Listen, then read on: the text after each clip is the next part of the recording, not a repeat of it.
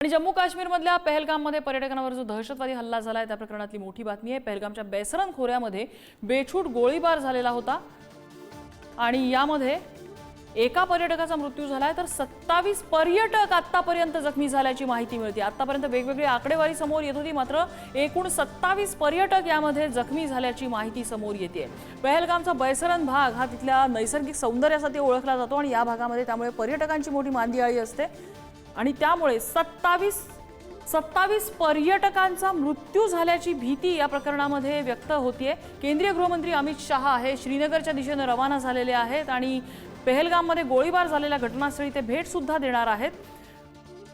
खरं तर काश्मीरमधल्या पर्यटनाला चालना देण्यासाठी केंद्राचे आणि जम्मू काश्मीरच्या सरकारचेही प्रयत्न सुरू आहेत, मात्र अशा प्रकारच्या घटनांमुळे पुन्हा एकदा हे सगळे प्रयत्न बॅकफूटवर गेल्याचे धुळीला मिळाल्याचं दिसून येते। पहलगामच्या बेसरन खोऱ्यामध्ये दहशतवाद्यांनी पर्यटकांवर बेछूट गोळीबार केल्याची ही घटना आहे आणि यामध्ये 27 पर्यटकांचा मृत्यू झाल्याची भीती व्यक्त होते। अजूनही अधिकृत आकडा प्रशासनाकडून समोर आला नाहीये, मात्र 27 पर्यटकांची या प्रकरणामध्ये या घटनेमध्ये मृत्यू झाल्याची भीती व्यक्त करण्यात येते।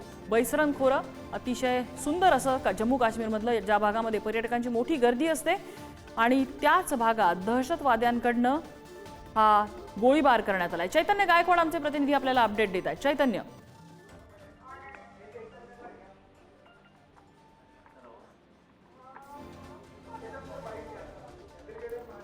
चैतन्य गायकवाड आपल्या सोबत आहेत अपडेट देण्यासाठी। चैतन्य, नेमके काय अपडेट्स मिळत आहेत?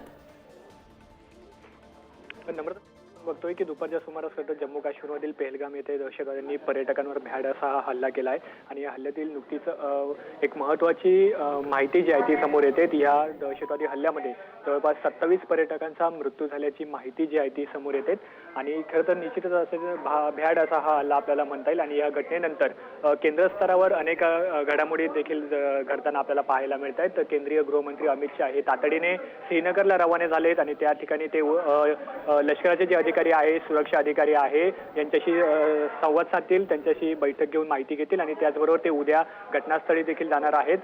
पंतप्रधान नरेंद्र मोदी यांनी देखील या घटनेची गंभीर अशी दखल घेतली। त्यांनी अमित शहा यांना तातडीने घटनास्थळी जाण्यासाठी निर्देश दिलेले आहेत। त्याचप्रमाणे जे काही आवश्यक सुरक्षा व्यवस्थेचे पाऊल आहे ते देखील कठोर पावलं उचलावे अशा प्रकारचे निर्देश देखील नरेंद्र मोदींनी दिलेले आहेत। आणि आपण बघतोय की पहलगाम या ठिकाणी जो दहशतवादी हल्ला झाला आहे, खरं तर हा परिसर जो आहे तो बेसरन या परिसरात हा हल्ला झाल्याची माहिती मिळते आणि या ठिकाणी खरं तर अमरनाथला जाणारे जे पर्यटक आहेत त्यांना त्या पर्यटकांचा बेस कॅम्प देखील याच परिसरात असल्याची माहिती आहे।